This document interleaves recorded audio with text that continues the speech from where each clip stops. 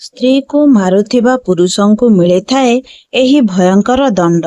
ବନ୍ଧୁଗଣ, ଆମ ଧର୍ମଶାସ୍ତ୍ରରେ କୁହାଯାଇଛି କି ଯତ୍ର ନାର୍ଯ୍ୟସ୍ତୁ ପୂଜ୍ୟନ୍ତେ ରମନ୍ତେ ତତ୍ର ଦେବତା। ଯେଉଁ ଘରେ ନାରୀ ଅର୍ଥାତ୍ ସ୍ତ୍ରୀର ପୂଜା କରାଯାଇଥାଏ ସେଠାରେ ଦେବୀ ଦେବତା ବାସ କରିଥାନ୍ତି। ସେହି ଘର ସ୍ୱର୍ଗ ସମାନ ହୋଇଯାଇଥାଏ। କିନ୍ତୁ କଳିଯୁଗରେ ଯେଉଁଭଳି ଲୋକ ଧର୍ମଶାସ୍ତ୍ରରୁ ଦୂରେଇ ହୋଇ ଯାଉଛନ୍ତି, ସେହିଭଳି ସେ ସ୍ତ୍ରୀମାନଙ୍କର ସମ୍ମାନ କରିବା ବି ଭୁଲି ଯାଉଛନ୍ତି। ମନୁଷ୍ୟ ଯଦି ଚାହିଁବ ତେବେ ସେ ପ୍ରତ୍ୟେକ ସ୍ତ୍ରୀର ସମ୍ମାନ କରିପାରିବ। କିନ୍ତୁ ଆଜିକାଲିର ଲୋକମାନେ ଅନ୍ୟର ସ୍ତ୍ରୀ ତ ଛାଡ଼ନ୍ତୁ, ନିଜର ସ୍ତ୍ରୀକୁ ବି ଇଜ୍ଜତ ବା ସମ୍ମାନ ଦେଇପାରନ୍ତି ନାହିଁ। କିଛି ଲୋକ ତ ଏମିତି ବି ଅଛନ୍ତି ଯିଏ କଥା କଥାରେ ନିଜର ସ୍ତ୍ରୀକୁ ମାନସିକ ବା ଶାରୀରିକ କଷ୍ଟ ବା ଯନ୍ତ୍ରଣା ଦେଇଥାନ୍ତି। ଏବଂ ସବୁଠୁ ବଡ଼ ଆଶ୍ଚର୍ଯ୍ୟ କଥା ହେଉଛି କି ଅନେକ ସ୍ତ୍ରୀ ବା ମହିଳା ଶିକ୍ଷିତ ହେବା ପରେ ବି ଏବେ ବି ନିଜ ସ୍ୱାମୀଙ୍କ ଅନ୍ୟାୟକୁ ଚୁପଚାପ ମୁଣ୍ଡ ପାତି ସହି ନିଅନ୍ତି। କିନ୍ତୁ ଯେଉଁ ସ୍ତ୍ରୀମାନେ ଏହିପରି ମାମଲାରେ ମୁହଁ ଖୋଲି ପୋଲିସ ବା କୋର୍ଟର ସାହାଯ୍ୟ ନେଇଥାନ୍ତି, ସେତେବେଳେ ଦେଶର କାନୁନ ବା ସମ୍ବିଧାନ ହିସାବରେ ପୁରୁଷକୁ ଦଣ୍ଡ ମିଳିଥାଏ। କିନ୍ତୁ ହିନ୍ଦୁ ଧର୍ମଶାସ୍ତ୍ର ଅନୁସାରେ ଗରୁଡ଼ ପୁରାଣରେ ଏହିଭଳି କର୍ମ ପାଇଁ ନର୍କରେ ମିଳୁଥିବା ଦଣ୍ଡ ବିଷୟରେ ବିସ୍ତୃତ ଭାବରେ କୁହାଯାଇଛି। ଏବଂ ଏହି କଥାକୁ ଯଦି କୌଣସି ପୁରୁଷ ଜାଣିନେବ, ତାହେଲେ ସେ ଭୁଲରେ ବି ନିଜର ସ୍ତ୍ରୀ ବା ଅନ୍ୟ ମହିଳାଙ୍କୁ ନିର୍ଯାତନା ଦେବା ନାହିଁ। ବନ୍ଧୁଗଣ, ଆଜିର ଏହି ଭିଡିଓରେ ଆମେ ଆପଣମାନଙ୍କୁ ଏହି ବିଷୟରେ ଜଣାଇବାକୁ ଯାଉଛୁ କି ଗରୁଡ଼ ପୁରାଣ ଅନୁସାରେ ଯେଉଁ ପୁରୁଷ ନିଜ ସ୍ତ୍ରୀକୁ ମାରିଥାଏ ବା ମାନସିକ କଷ୍ଟ ଯନ୍ତ୍ରଣା ଦେଇଥାଏ, ତାକୁ ମୃତ୍ୟୁ ପରେ ନର୍କରେ କେଉଁ ପ୍ରକାରର ଦଣ୍ଡ ଭୋଗିବାକୁ ପଡ଼ିଥାଏ। ନମସ୍କାର ବନ୍ଧୁଗଣ, ଆପଣମାନଙ୍କୁ ପୁଣି ଆମର ୟୁଟ୍ୟୁବ ଚ୍ୟାନେଲକୁ ହୃଦୟରୁ ବହୁତ ବହୁତ ସ୍ୱାଗତ କରୁଛି। ଭିଡିଓଟିକୁ ଆରମ୍ଭ କରିବା ପୂର୍ବରୁ ଯଦି ଏତେ ପର୍ଯ୍ୟନ୍ତ ଆପଣମାନେ ଚ୍ୟାନେଲଟିକୁ ସବସ୍କ୍ରାଇବ କରିନାହାନ୍ତି, ଦୟାକରି ଆମ ଚ୍ୟାନେଲକୁ ସବସ୍କ୍ରାଇବ କରିଦିଅନ୍ତୁ। ତେବେ ଡେରି ନକରି ବହୁତ ଶୀଘ୍ର ଯାଇ ଆମ ଚ୍ୟାନେଲକୁ ସବସ୍କ୍ରାଇବ ଏବଂ ଗୋଟିଏ ଛୋଟିଆ ଲାଇକ୍ ମଧ୍ୟ କରିଦିଅନ୍ତୁ। ବନ୍ଧୁଗଣ, ଗରୁଡ଼ ପୁରାଣରେ ବର୍ଣ୍ଣିତ ଏକ ପ୍ରସଙ୍ଗରେ ପକ୍ଷୀରାଜ ଗରୁଡ଼ ଭଗବାନ ଶ୍ରୀକୃଷ୍ଣଙ୍କୁ ପଚାରିଲେ, ହେ ପରମେଶ୍ୱର ନାରାୟଣ, ଆପଣ ଏହା ତ ଜଣାଇଦେଲେ କି ମନୁଷ୍ୟକୁ କେଉଁ କର୍ମ ପାଇଁ କେଉଁ ଦଣ୍ଡ ମିଳିଥାଏ, କିନ୍ତୁ କୃପା କରି କୁହନ୍ତୁ କି କଳିଯୁଗର ପ୍ରକୃତି ହିସାବରେ ଯଦି କୌଣସି ପୁରୁଷ ନିଜର ସ୍ତ୍ରୀ ବା ଅନ୍ୟ ମହିଳାଙ୍କୁ ମାନସିକ କିମ୍ବା ଶାରୀରିକ ଯନ୍ତ୍ରଣା ଦେଇଥାଏ, ତାହେଲେ ଏହିଭଳି ପୁରୁଷକୁ ମୃତ୍ୟୁ ପରେ କେଉଁଭଳି ଦଣ୍ଡ ଭୋଗିବାକୁ ପଡ଼ିଥାଏ। ପକ୍ଷୀରାଜ ଗରୁଡ଼ଙ୍କ କଥା ଶୁଣି ଭଗବାନ ଶ୍ରୀକୃଷ୍ଣ ସ୍ମିତ ହାସ୍ୟ ଦେଇ କହିଲେ, ହେ ଗରୁଡ଼, ତୁମ୍ଭେ କଳିଯୁଗର ପ୍ରକୃତି ବିଷୟରେ ବହୁତ ଭଲ ଭାବରେ ବୁଝିଛ ଏବଂ କଳିଯୁଗରେ ତୁମ ଯେମିତି କହୁଛ ସେମିତି ହିଁ ହେବ। ଅର୍ଥାତ୍ କଳିଯୁଗରେ ପୁରୁଷ ନିଜର ସ୍ତ୍ରୀକୁ ନିଜର ସମ୍ପତ୍ତି ବୋଲି ମାନିବାକୁ ଲାଗିବେ। କଳିଯୁଗର ପୁରୁଷ ନିଜର ଇଚ୍ଛା ଅନୁସାରେ ଯେତେ ବି ସ୍ତ୍ରୀ ଲୋକଙ୍କ ସହିତ ସମ୍ପର୍କ ରଖୁନା କାହିଁକି, କିନ୍ତୁ ତାଙ୍କର ସ୍ତ୍ରୀ ସର୍ବଦା ତାଙ୍କ ପ୍ରତି ସଚ୍ଚୋଟ ହେବା ଦରକାର।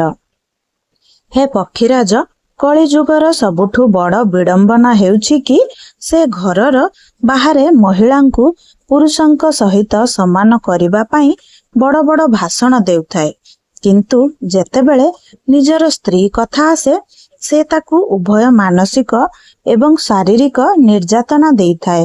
ଜ୍ଞାନୀରୁ ଜ୍ଞାନୀ ପୁରୁଷ ବି ନିଜର ସ୍ତ୍ରୀକୁ ଯୌତୁକ ପାଇଁ ନିର୍ଯାତନା ଦେଇଥାଏ ଏବଂ ପର ପୁରୁଷଙ୍କ ସହିତ କଥା ହେବା ଦ୍ୱାରା ନିଜର ସ୍ତ୍ରୀକୁ ସନ୍ଦେହ ଦୃଷ୍ଟିରେ ଦେଖିବାକୁ ଲାଗିଥାଏ। ଏବଂ କିଛି ପୁରୁଷ ତ ଏମିତି ହେବେ ଯିଏ ନିଜର ସ୍ତ୍ରୀକୁ ବଳାତ୍କାର କରି ହତ୍ୟା ମଧ୍ୟ କରିବାକୁ ପଛେଇ ନଥାନ୍ତି। ଅଜ୍ଞାନତା ବଶତଃ ଏମିତି ମନୁଷ୍ୟ ଜାଣିପାରିବ ନାହିଁ କି ସେ ବଞ୍ଚିଥିବା ଅବସ୍ଥାରେ ନିଜର ସ୍ତ୍ରୀ ସହିତ ଯେଉଁ ସବୁ କୁକର୍ମ କରିଛି, ମୃତ୍ୟୁ ପରେ ତାକୁ କେତେ ଜନ୍ମ ଯାଏଁ ଏହି କର୍ମର ଫଳ ଭୋଗିବାକୁ ପଡ଼ିବ। ହେ ପକ୍ଷୀରାଜ ଗରୁଡ଼, ଯେଉଁ ପୁରୁଷ ଦ୍ୱେଷ ବା ଈର୍ଷା କାରଣରୁ ବା ଯୌତୁକ ନ ମିଳିବା କାରଣରୁ ବା ପୁତ୍ର ପ୍ରାପ୍ତି ନ ହେବା କାରଣରୁ ନିଜର ସ୍ତ୍ରୀକୁ ଛାଡ଼ି ଦେଇଥାଏ, ଏମିତି ପୁରୁଷକୁ ଅନେକ ଜନ୍ମ ଯାଏଁ ଚକ୍ରଭାଗ ପକ୍ଷୀ ହୋଇ ରହିବାକୁ ପଡ଼ିଥାଏ। ଏହା ଛଡ଼ା ଯେଉଁ ପୁରୁଷ ନିଜର ସ୍ତ୍ରୀ ସହିତ ଯେତେବେଳେ ଯାଏଁ ରହିଥାଏ, ସେତେବେଳେ ଯାଏଁ ତାଙ୍କ ପାଖରେ ଧନ ଏବଂ ଖୁସି ରହିଥାଏ। ତାପରେ ସେ ସବୁ ସରିଗଲା ପରେ ସେ ନିଜର ସ୍ତ୍ରୀକୁ ଛାଡ଼ି ଦେଇଥାନ୍ତି। ଏହିପରି ପୁରୁଷଙ୍କୁ ତାମସିକ ନାମକ ନର୍କଦଣ୍ଡ ଭୋଗିବାକୁ ପଡ଼ିଥାଏ। ଅର୍ଥାତ୍ ଏମିତି ପୁରୁଷଙ୍କ ଆତ୍ମାକୁ ନର୍କର ଲୁହାରେ ବାନ୍ଧି ପିଟା ଯାଇଥାଏ, ଯେତେବେଳେ ଯାଏଁ ତାର ମୁହଁରୁ ଦେହରୁ ରକ୍ତ ନ ବାହାରିଛି। ଏହା ଛଡ଼ା ଯେଉଁ ପୁରୁଷ ନିଜର ସ୍ୱାମୀ ଧର୍ମ ପୂରଣ କରିନଥାଏ, ତାକୁ ମୃତ୍ୟୁ ପରେ ନର୍କରେ ତାର ଶରୀରରେ ଧାର ଥିବା ଅସ୍ତ୍ରରେ କ୍ଷତ କରାଯାଏ ଏବଂ ତାକୁ ଚାବୁକରେ ମାଡ଼ ମରାଯାଇଥାଏ। ଯେଉଁ ପୁରୁଷ ନିଜର ସ୍ତ୍ରୀକୁ ଧୋକା ଦେଇ ପର ସ୍ତ୍ରୀ ସହ ସମ୍ପର୍କ ସ୍ଥାପନ କରେ, ତାକୁ ମୃତ୍ୟୁ ପରେ ନର୍କରେ ତାର ଶରୀର ଉପରେ ଗରମ ଲୁହାକୁ ଢାଳି ଦିଆଯାଇଥାଏ। ଏହାଛଡ଼ା ଯେଉଁ ପୁରୁଷ ମହିଳାଙ୍କୁ ବିବାହର ବଚନ ଦେଇ ତାଙ୍କ ସହିତ ସମ୍ବନ୍ଧ ରଖିଥାନ୍ତି, ତାଙ୍କୁ ମୃତ୍ୟୁ ପରେ ନର୍କରେ ମଳମୂତ୍ର ଥିବା କୁହ ଭିତରେ ଫୋପାଡ଼ି ଦିଅନ୍ତି। ଯେଉଁ ପୁରୁଷ ନିଜର ସ୍ତ୍ରୀକୁ ଅପମାନିତ ବା ନିର୍ଯାତିତ କରିଥାଏ, ତାକୁ ମୃତ୍ୟୁ ପରେ ଗରମ ବା ଜଳୁଥିବା ନିଆଁ ଉପରେ ଘୋଷାଡ଼ି ନିଆଯାଏ। ଯେଉଁଭଳି ଭାବରେ ସେ ତା ସ୍ତ୍ରୀକୁ କଷ୍ଟ ଦେଇଥାଏ। ଭଗବାନ ଶ୍ରୀକୃଷ୍ଣ କହିଲେ, ହେ ଗରୁଡ଼, ଯେଉଁ ପୁରୁଷ ନିଜର ଗର୍ଭବତୀ ସ୍ତ୍ରୀ ଉପରେ ହାତ ଉଠାଇଥାଏ ବା ତାର ହତ୍ୟା କରିଥାଏ, ତାକୁ ଜନ୍ମ ଯାଏଁ ନର୍କରେ ରହି ଅନେକ ପ୍ରକାରର ଦଣ୍ଡ ଭୋଗିବାକୁ ପଡ଼ିଥାଏ। ଏହି ସମୟରେ ଏମିତି ପୁରୁଷଙ୍କ ଆତ୍ମାକୁ ଗରମ ବାଲିରେ ଶହ ଶହ ବର୍ଷ ଚାଲିବାକୁ ପଡ଼ିଥାଏ ଏବଂ ତାପରେ ତାକୁ ଗରମ ଲୁହାରେ ବାନ୍ଧି ଦିଆଯାଇଥାଏ। ବନ୍ଧୁଗଣ, ଏହା ଥିଲା ପୁରୁଷଙ୍କୁ ମିଳୁଥିବା ଦଣ୍ଡ ବିଷୟରେ ବିବରଣୀ। ସାଙ୍ଗମାନେ, ନିଜ ପତ୍ନୀଙ୍କୁ ସର୍ବଦା ଇଜ୍ଜତ ବା ସମ୍ମାନ ଦିଅନ୍ତୁ। ଯେଉଁ ଘରେ ନାରୀର ସମ୍ମାନ ହୋଇଥାଏ, ସେହି ଘରେ ସ୍ୱୟଂ ମା ଲକ୍ଷ୍ମୀ ଓ ମା ଗୌରୀ ବାସ କରନ୍ତି।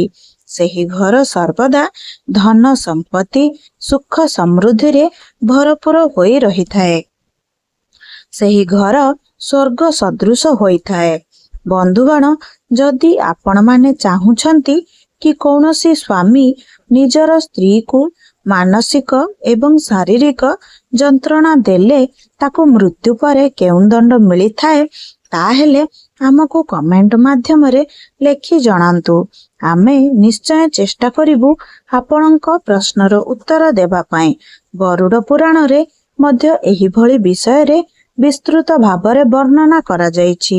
ଯଦି ଆପଣଙ୍କର ଆଖପାଖରେ ଏହିଭଳି ଘଟଣା ଘଟୁଛି, ତେବେ ଆପଣ ଆମର ଏହି ଭିଡିଓକୁ ଅଧିକରୁ ଅଧିକ ମାତ୍ରାରେ ସେୟାର କରନ୍ତୁ।